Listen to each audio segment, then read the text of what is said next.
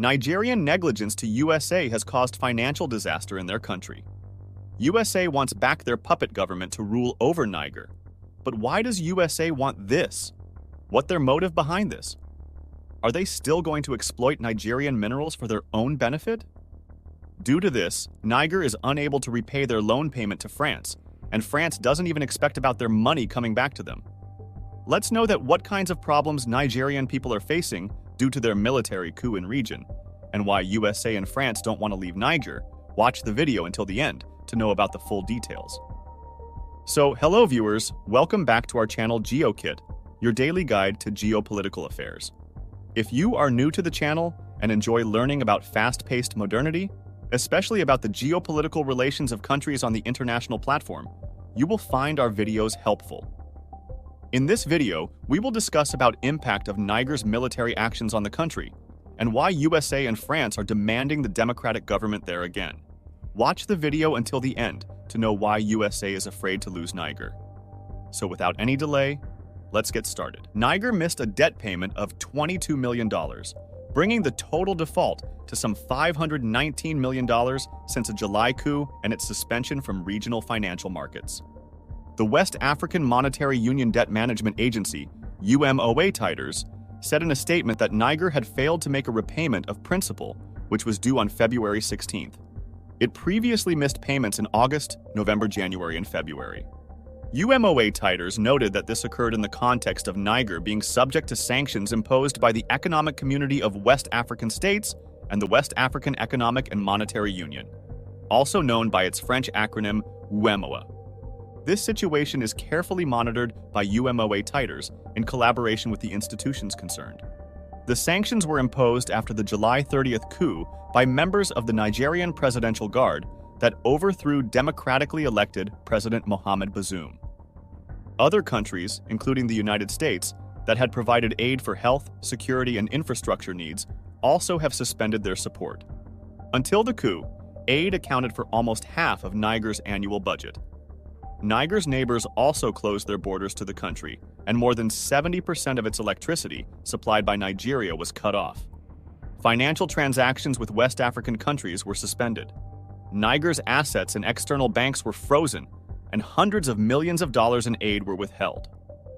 In July, $51 million bond issuance by Niger was canceled by the Central Bank of West African States. The sanctions were explicitly harsh, yet imposed by the regional bloc to stop the wave of coups in the Sahel. But they have had little or no effect on the ambition of the government, which has consolidated its hold on power while millions in Niger face growing hardship. Last month, the country, along with neighbors Mali and Burkina Faso, announced that it was leaving ECOWAS with immediate effect. The three states formed the Association of Sahel States in September and are reportedly considering discontinuing the use of the CFA, the currency of the UMOA.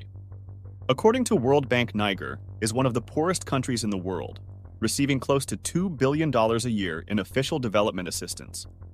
It is also a security partner of former colonial power France and the United States, which both use it as a base to fight an Islamist insurgency in West and Central Africa's wider Sahel region.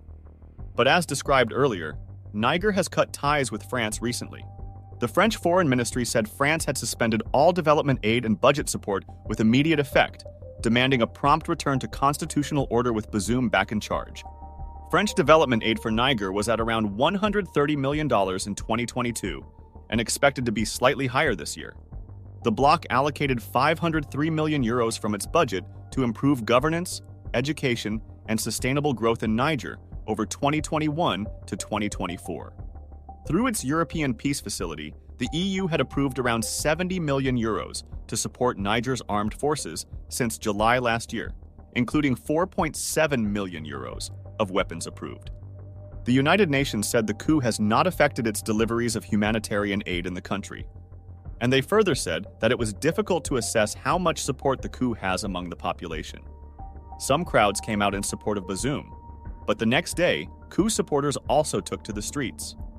The Economic Community of West African States and the West African Monetary Union will hold emergency summits in Nigeria to discuss the situation, and further economic and financial sanctions could be decided. After an emergency meeting, the African Union issued a statement demanding the military return to their barracks and restore constitutional order within 15 days. It did not say what would happen after that.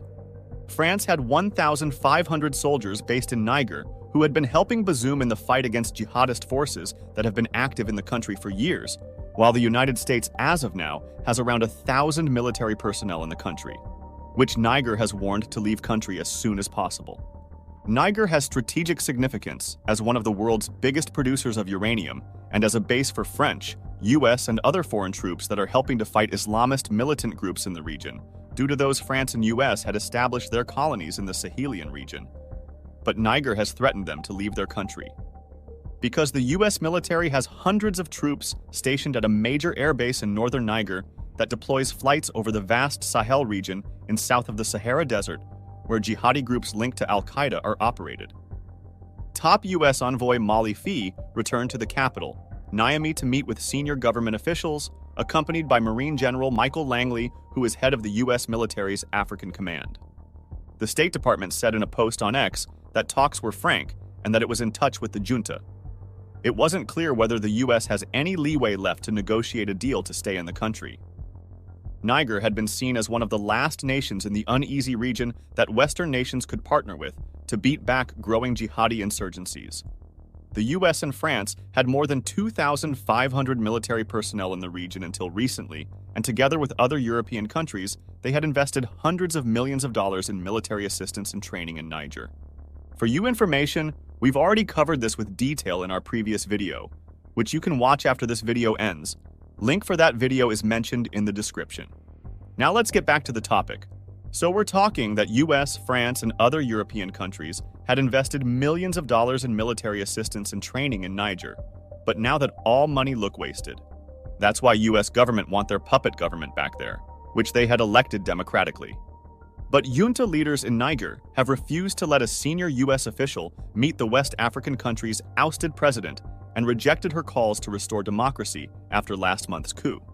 Despite the international pressure, coup leaders have seemed unwilling to back down, and on Sunday night, they closed Niger's airspace until further notice, citing the threat of military intervention. The coup leaders warned any attempt to violate Niger's airspace would face an energetic and instant response.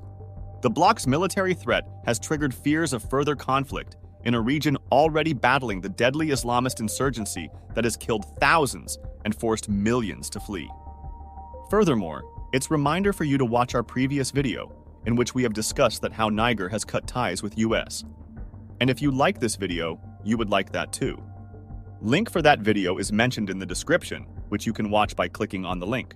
Until then, tell us, do you think that Niger will once again cope with Western powers to eradicate financial disaster from its country? Or they'll be dependent on Russia and China as an alternative?